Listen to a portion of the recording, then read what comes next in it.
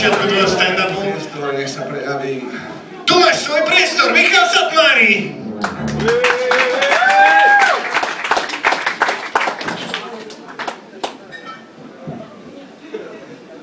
Dobrý večer.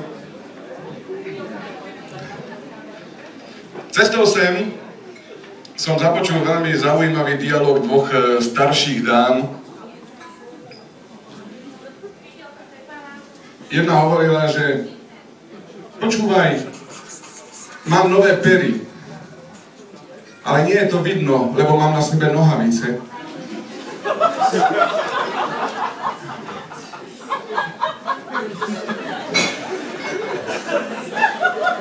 Ja ináč závidím starým ľuďom ten život, ktorý majú, lebo oni vyzerajú, že im je úplne všetko jedno, že im na ničom nezáleží, že všetko je super.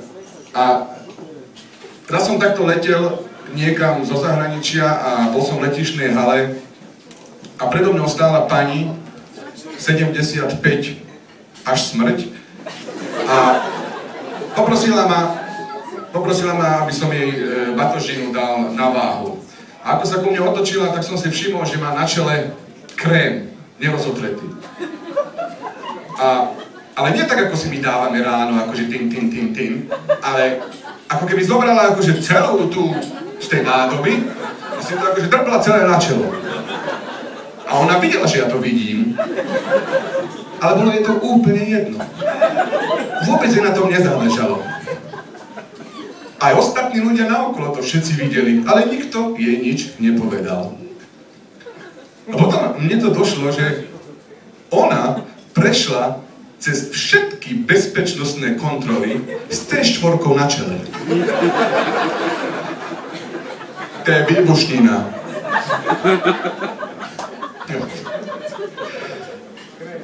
A ja by som tiež tak chcel fungovať ako starí ľudia, lebo mne sa tiež nechce zaväzovať šnúrky každý deň, radšej by som mal také tie nazúvacie topánky a namiesto opasku tú gumu do gatí, ktorá by mi išla až sem, aby to nahrádzalo sveter. Ale čím som starší, tým si uvedomujem, že stále dlhšie, ako sa zobudím, vyzerám, že som sa práve zobudil. To no, áno.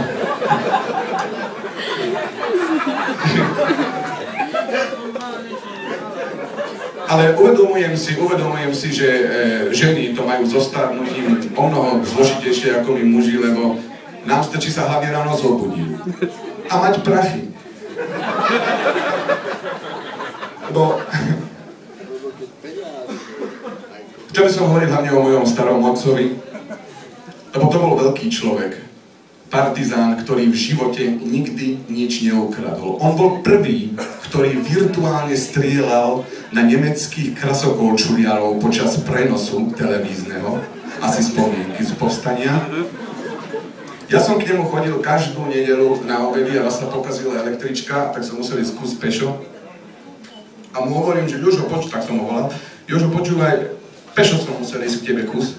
A on hovorí, vnuk môj, ja keď som bol v tvojom veku, ja som každý deň chodil pešo do školy, 100 kilometrov pešo. A keď som tam prišiel, tak tá škola tam nebola. Alebo, ako dieťa som mal taký sen, také tie biele tenisky si kúpiť, stali 250 korún s tými dvoma lepákmi a mal som iba 245. Tak som išiel za ním, že dolož. Vnuk môj, ja keď som bol v tvojom veku, ja som nemal nohy. Ale vtipné je, že ako nenormálne dokáže starého človeka zmeniť protéza zubná. Lebo on, keď ju nemal, bol to jeden kúzelný, rozprávkový, magický detko, ale keď si ju dal, tak sa z neho proste stal jeden frflajúci, odporný, starý kokos španiel, ktorý sa furt so mnou chcel stále hádať. A furt mu prekážalo a vadilo, že a nebol spokojný s tým, čo a ako ja robím. A ja mu hovorím, ale Jožo, ja mám len 6 rokov. Vnuk môj, ja keď som bol v tvojom veku, ja som mal 7.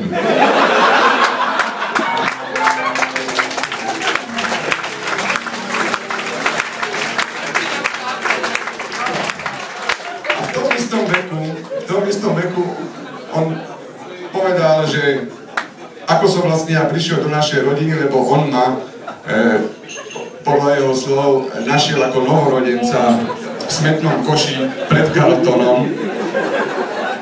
A ja som bol ako, z toho, mal som dosť traumu, priznávam, lebo ako adoptovaný ešte takto ako pridaný do rodiny. Nakoniec samozrejme zasiahla moja mama, ktorá to všetko vysvetlila.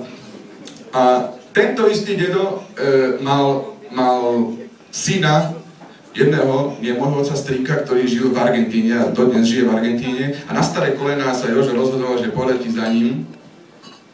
A to lietadlo malo medzi pristátie v Brazílii.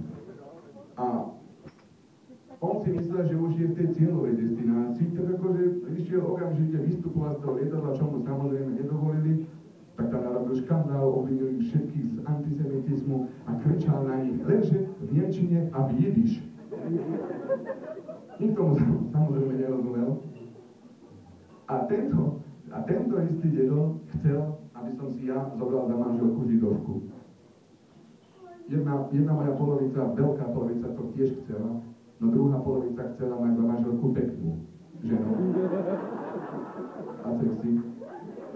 A on sa napríklad so svojou priateľkou rozišiel, keď mal 85 rokov, pretože ho nepritahovala. A ako kto sa prosím nás rozchádza v takom vysokom veku, však kto mu zavolá sanitku, keď bude zle. Ale na druhej strane, dokým babka nezomrela, tak on s ňou prežil 60 rokov harmonického a romantického vzťahu. A ja som si vtedy uvedomil, že čím to vlastne môže byť, že takto krásne žili. A ono je to tým, že keď sú ľudia starí, tak oni zle vidia. A to znamená, im sa zhoršuje zrak. Oni nevidia tie vrásky, tú zošuverenú kožu, tie visiace, padajúce veci, alebo tie staré pery. Je to taký prírodný Photoshop.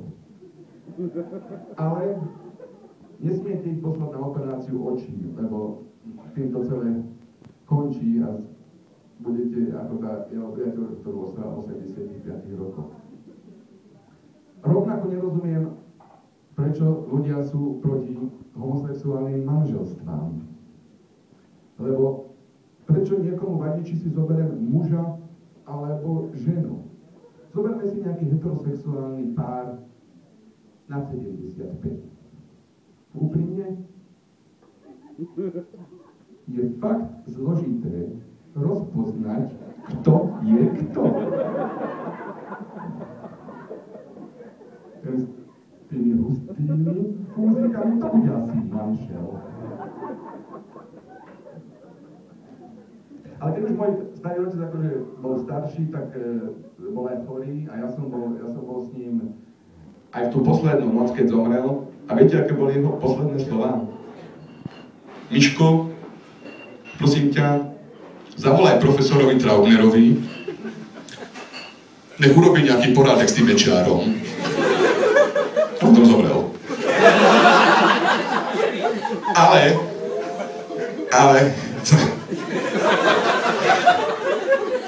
Ale ešte predtým ma naučil jednu vec, že jednu vetu, ktorú veľmi často hovoria ženy, že všetci muži sú rovnakí. A podľa neho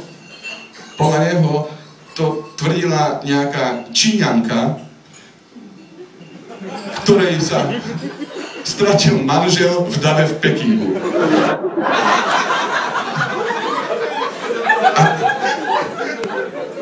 A niektorí ľudia samozrejme... Začínam to chápať. Konečne. Niektorí ľudia tvrdia, že Radšej sa zabijú, ako by mali byť na starosť druhých. Blbosť. Lebo keď už sa k tomu veku dostanú, tak oni akože vedia, že chcú niekoho zabiť. Ale za toho Pána Boha už si nespomenú, že koho. A ja napríklad, ja by som veľmi chcel zomrieť ako môj sused nedávno, v pokoji, v kľude, v spánku. Nie ako tí ostatní v kriku a v plači a bolestiach, čo s ním sedeli v aute.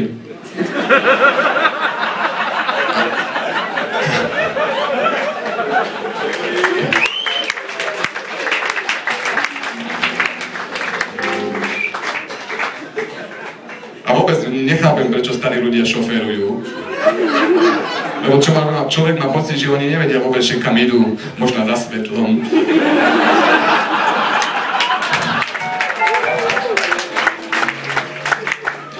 Aj tak ja mám veľmi veľké šťastie, že tu nás ste pomerne veľmi mladé publikum, okrem Ivka. Lebo stalo sa mi raz po jednom vystúpení, že prišiel za mnou jeden postarší pán, ktorý mi povedal, že tá 30 rokov dozadu za tieto reči by si dostal akože riadnu bombu do hlavy. A hovorím, jasné, že by som dostal, však by som mal 8. Dámy a páni, ďakujem vám pekne.